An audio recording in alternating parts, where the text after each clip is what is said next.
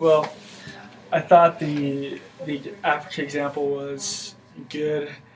When that girl had the baby and she had that disease, that she had lost control of her bowel movement and things like that, and they thought she stank, put her in a hut to be eaten by hyenas. Yet she fought it off and crawled her way to a hospital to receive health care, um, to receive repairs for a $350 surgery, and it allowed her to become a nurse because she was very, I guess what they said was very creative, and she was naturally kind of intelligent in that aspect. Now she's saving lives um, from other girls that have those same problems. But I think it's important to um, have better health care for women. It's interesting that in my country, like Nigeria, um, maternal death is very high. 10% of child mortality rate of the world is in my country. So out of the whole world, 10% of the child mortality rate comes from Nigeria. And it's because there's a lack of health care for women, a lack of education for women, and women are basically treated as unequals. So, I don't know. I think those things are important. Did that girl go to school?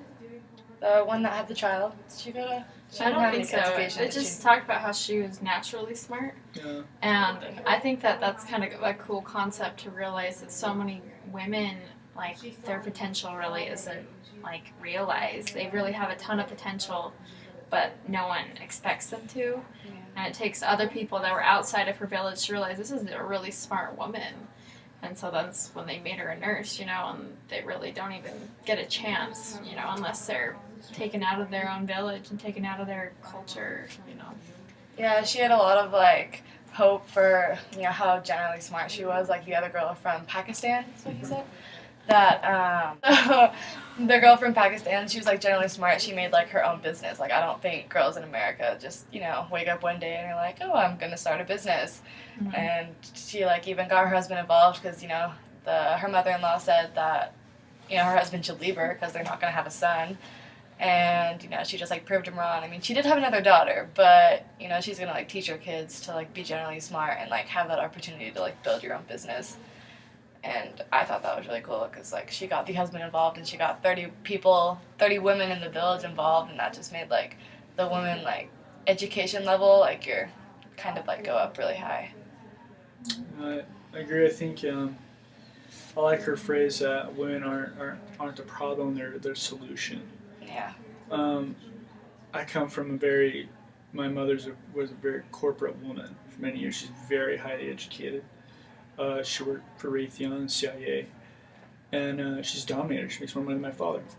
And my father is well educated as well, but my mom's even more educated than my father. But I thought that, growing up with that, I guess I never thought that education with women is wrong. And I think it's just because the demographics I grew up in, having a mother that was very, educated, very corporate, but yet nevertheless still an amazing mother. And I think people automatically assume that women should just stay home and, not get educated. They don't need it. In fact, I feel like sometimes even within the church it's like that. Just get home and barefoot and pregnant in front of the stove. And don't worry about education, work. You've got Relief Society to worry about. And so for me, I feel like that's where I see it, because when some of my best friends that are females that went to law school, they were pulled in and said, why are you going to law school? Don't you know you have another calling in life, sister?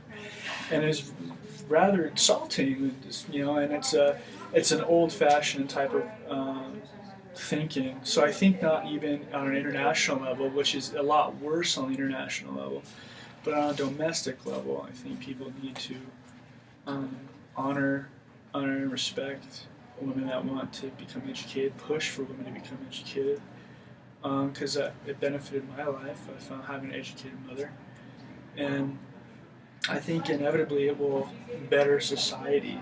But within the U.S., women are outperforming men anyway when it comes to education, and it's because they're not visual creatures. Things don't sidetrack them.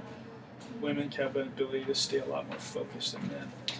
But I like how you talk about how like women like at domestic level, because technically, I mean, women are supposed to raise the children, and so if educated women are raising their children are going to be more educated in turn, you know, and they're going to be educated not only in school but at home, because their mother, who's home with them the most, is going to be educating them and talking to them about, you know, bigger things, and so the next generation is going to be educated as well. Yeah, that's kind of what happened with my mom. Like, she went to college for a couple of years. I think she got like 1 or 2 degrees, and you know, my dad finished off, got his PhD and everything.